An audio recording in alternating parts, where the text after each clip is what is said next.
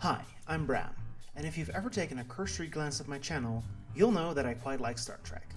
In fact, half of my video ideas are about Star Trek, and I actively have to stop myself from making all my videos about Trek. It's been a few months though, so I feel like I've earned another one. So, Star Trek Into Darkness. This movie is widely considered to be among the worst, if not the worst, Star Trek movies in existence. I myself... well, I'm not gonna argue it's a great movie. I feel like it was almost very good, a film that actually started to engage with a very real tension between militarism and pacifism that has always existed within Star Trek from the very start, until it quickly devolved into a tired rehash of a better movie, Star Trek The Wrath of Khan. Alice Kurtman, I love a lot of new Trek, but not all roads need to lead back to Khan. Anyway, the quality of this film is not really what I want to talk about today.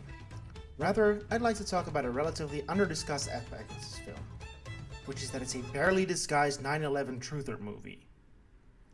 Let me explain.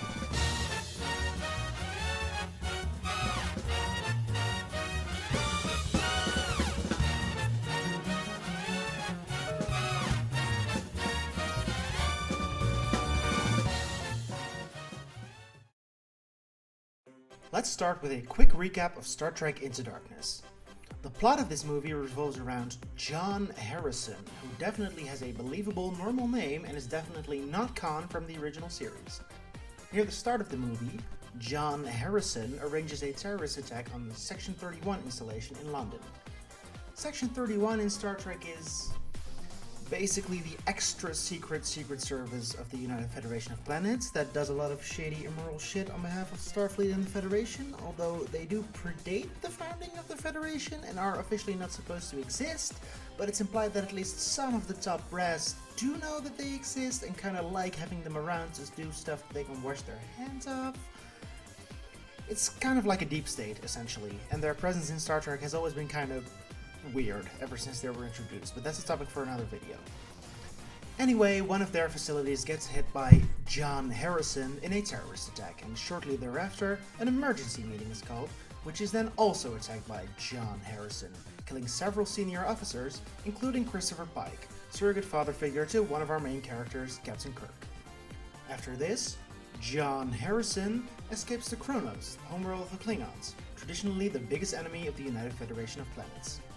The USS Enterprise, led by Captain Kirk, then goes to Kronos with a bunch of experimental missiles on board, where they apprehend John Harrison. Yes, I'm skipping a lot of details to get to the point. And gasp!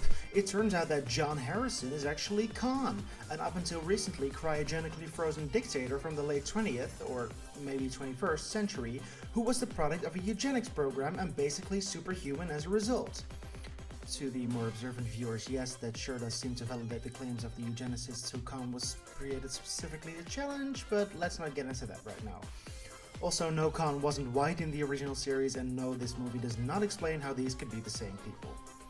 It is then revealed, however, that Khan was unfrozen and directed to do all the terrorism and murder by Admiral Marcus, a high-up Starfleet admiral who orchestrated all of that to justify what he sees as an inevitable all-out war with the Klingons.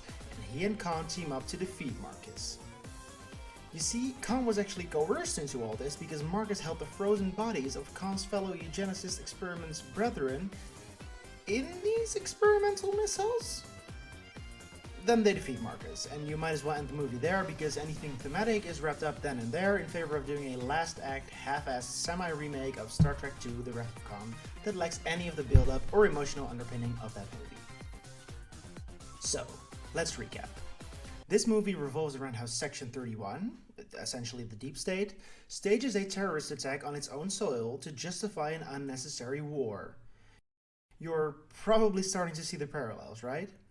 One of the themes of this movie that people often identify is how it parallels America's response to 9/11, which, yeah, sure, the Federation's turn to jingoism and militarism, leading them to all but declare war on an unrelated nation/interplanetary empire, Kirk's grief being weaponized to turn him in favor of this war, that all checks out.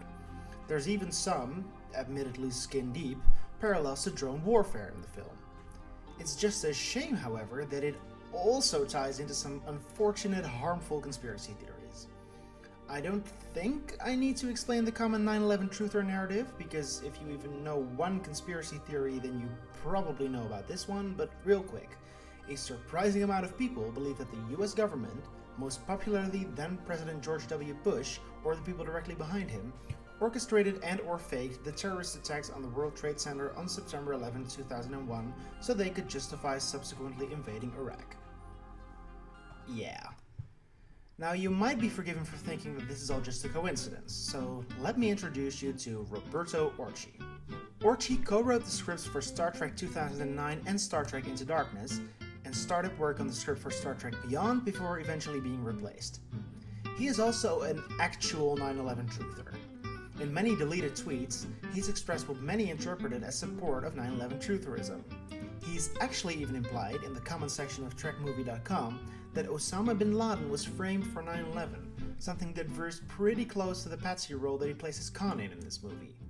He has also called people accusing him of conspiratorial thinking of being coincidence theorists, something truthers think is a really sick reversal of the term conspiracy theorist.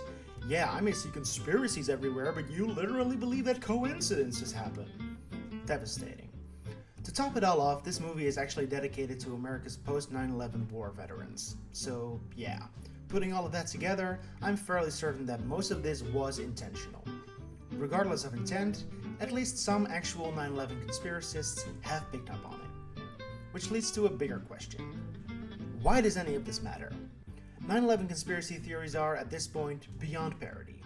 In the eyes of most, being a 9/11 truther is an immediate sign that someone is not to be taken seriously.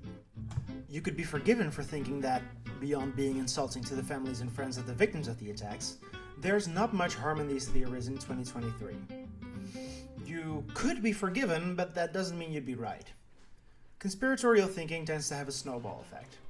It is often said that the best indicator for believing conspiracy theorists is already believing in another conspiracy theory. As soon as someone's drawn into conspiracist circles, they come into contact with more and more outlandish conspiracy theories through social media algorithms and closed Facebook groups and forums, seeing less and less that might dispute their beliefs and likely pushing real-life friends and family members away, which means there's even less of a pushback against their increasingly radical views that veer further and further away from reality. A lot of the conspiracies that people then fall into are very clearly not harmless. In fact, many anti-vaxxers, plandemic people, Pizzagate and January 6th insurrectionists cite 9/11, or the also seemingly harmless flat earth theories, as the first thing that started them on the way to quote-unquote waking up. In that way, you can pretty much draw a straight line from 9/11 truthers to the current state of the Republican Party. The right-wing conspiracist ecosystem has a fucking body count, so getting people into that ecosystem is still very bad, even if it's through a conspiracy about something that happened more than 22 years ago. Orci himself may have actually demonstrated that funnel effect in Star Trek Into Darkness as well. The opening scene of this movie takes place on a planet named Nibiru. That may just seem like a generic alien name to you, but it's not. It's actually a supposedly hidden planet that's at the center of many conspiracist beliefs, such as the idea that the alien gods that created and or gave birth to humanity hail from there. I can't prove that it's Orci himself that wrote this scene, of course, but given the truther tendencies that we already laid out, I don't think it's much of a stretch to suggest that Orci may have already been drawn into some far-flung theories himself. The other reason why this matters, or at least mattered, is that conspiracy theories often belie a deeper truth or tension in society, and the same is true here. It is patently true that the Bush administration knowingly abused the tragedy of 9/11 to start a pointless, bloody forever war in the Middle East, and knowingly lied to the public and the international community to justify that. The decision of one man to launch a wholly unjustified and brutal invasion of of Ukraine. Iraq. Forming completely unfounded and easily debunked conspiracy theories around those facts did nothing to help the anti-war cause. If anything, it may have hurt it. It redirected a lot of justified anger to a nonsensical cause, and gave the war hawks some patently ridiculous people with whom they could equate the more reasonable detractors to muddy the waters. Luckily, from Star Trek Beyond onward, the franchise left Orci behind, and with him his conspiracism. It still had a generic-ass fart of a title, but that's hardly the most important thing here. I'm glad the series is once again focusing on portraying a bright, progressive, no money socialist utopia thing. I've been Bram. Goodbye.